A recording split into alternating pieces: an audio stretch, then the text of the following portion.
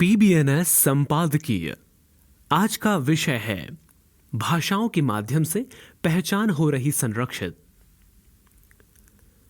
सर्वोच्च न्यायालय ने अतीत में हरला बनाम राजस्थान राज्य 1951 में फैसला सुनाया था कि नागरिक उन कानूनों से बंधे नहीं हैं जिन्हें व्यापक रूप से प्रकाशित और प्रचारित नहीं किया गया है।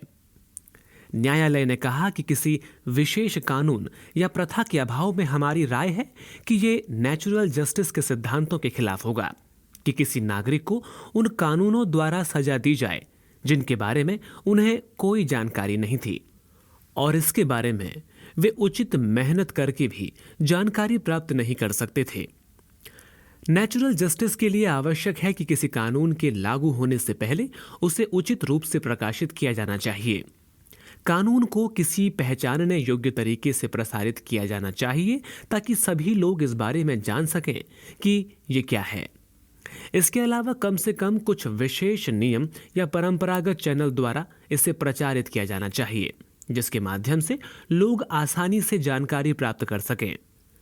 इसके साथ ही यह विचार भी आता है कि ऐसे कई निर्णय गुप्त रूप से लिए जाते हैं जिन तक जनता या उनके प्रतिनिधियों की भी पहुंच नहीं होती है।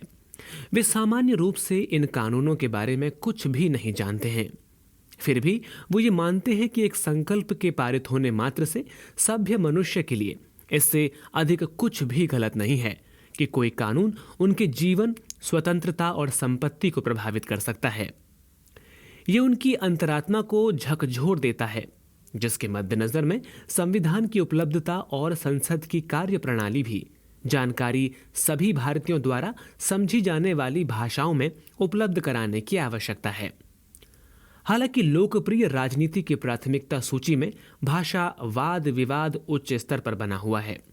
1956 में मद्रास प्रेसिडेंसी के तेलुगु भाषी लोगों के लिए एक राज्य के निर्माण की मांग को लेकर उनके 56 दिनों के लंबे उपवास के बाद 1952 में पोट्टी श्री रामुलु की मृत्यु आंदोलन के कारण 1956 में भाषाई आधार पर फ्लर राज्य के पुनर्गठन का कारण बना। उस समय से भारतीय राजनीति को आकार देने में भाषाओं ने महत्वपूर्ण भूमिका निभाई है। हालांकि राजभाषा अधिनियम 1963 में कानूनों को केवल अंग्रेजी और हिंदी में प्रकाशित करना आवश्यक है। इसका नतीजा केवल उनकी भाषाई पहचान के कारण गैर अंग्रेजी और गैर हिंदी भाषी नागरिक कानून बनाने की प्रक्रिया से बाहर हो जाते हैं। इस दिशा में कदम बढ़ाते हुए भारत ने भारतीय संविधान की डोगरी संस्करण का पहला संस्करण भी जारी किया है।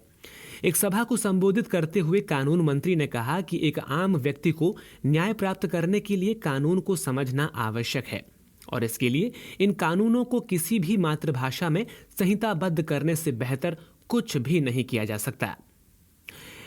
ये विकास ऐसे समय में हुआ है जब न्याय प्रदान करने की प्रक्रिया को आसान और वहन करने के योग्य बनाने के संबंध में देश के कानून और न्याय स्पेक्ट्रम में हाल के दिनों में अभूतपूर्व विकास देखा गया है। भारत सभी नागरिकों की समझ के लिए एक मूल शब्दावली तैयार करने हेतु कानूनी शब्दावली के लगभग 65,000 शब्दों का डिजिटलीकरण कर रहा है। निचली न्यायपालिका में बुनियादी ढांचे के विकास के लिए 9,000 करोड़ रुपये और ई कोर्ट परियोजना के लिए 7,000 करोड़ रुपये आवंटित किए गए हैं। ये निवेश न्याय प्रदान करने की प्रक्रिया को आसान, सुलभ और मुफ्त में उपलब्ध कराएंगे। यूरोपीय संघ यानी ईयू भी विविधताओं से भरे देश भारत के लिए आवश्यक एक बहुभाषी राजनीतिक व्यवस्था होने के करीब है।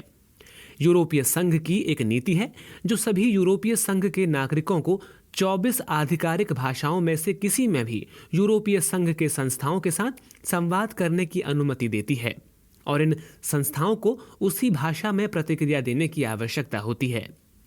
यूरोपीय संघ के सदस्य राज्यों की भाषाई विविधता का यह सम्मान एक जागरूक विकल्प है क्योंकि यूरोपीय संघ अपनी बहुभाषिता नीति में परिभाषित करता है कि यूरोपीय शिक्षा क्षेत्र के निर्माण के केंद्र में भाषा क्षमताएं हैं। वे सीमाओं के आर पार गतिशीलता, सहयोग और आपसी समझ के लिए अनिवार्य है। यूरोप में कई भाषाओं का सह अस्तित्व यूरोपीय संघ यानी ईयू की विविधता में एकजुट होने का प्रतीक है जो यूरोपीय परियोजना की आधारशिलाओं में से एक है। इसके अलावा ये भी बताया गया है कि भाषाएं व्यक्तिगत पहचान को परिभाषित करती हैं, लेकिन वे एक साझा विरासत का भी हिस्सा हैं। भारत में आधार डिजिटल पहचान कार्यक्रम चलाने वाली भारतीय विशिष्ट पहचान प्राधिकरण यानी UIDAI की एक समावेशी भाषा नीति है, जो भारतीयों को न केवल अंग्रेजी और हिंदी में बल्कि उनकी समझ की भाषा में पहचान पत्र प्राप्त करने की अनुमति देती है। आधिकारिक ग्रंथ यानी केंद्रीय कानून अधिनियम 1973 भारत के संविधान की अनुसूची 8 में उल्लिखित भाषाओं में सभी केंद्रीय कानूनों के आधिकारिक अनुवाद को मान्यता देने के लिए एक कानूनी तंत्र बनाता है। एक प्रभावी बहुभाषावाद नीति और संबंधित पहल राष्ट्रीय पहचान को मजबूत कर सकती है और राष्ट्र निर्माण के अवसरों में नागरिकों को शामिल कर सकती है। भाषा कौशल निश्चित रूप से व्यक्तियों की रोजगार क्षमता में वृद्धि करेगा और बेहतर रोजगार के अवसर के लिए भारत के भीतर और बाहर भी इफेक्टिव माइग्रेशन के द्वार खोलेगा। इसके साथ ही ये सेवाओं और अधिकारों तक बेहतर पहुंच की सुविधा प्रदान करता है और विस्तृत सांस्कृतिक संवाद और सामाजिक सामंजस्य के माध्यम से एकजुटता में भी योगदान देता है। धन्यवाद।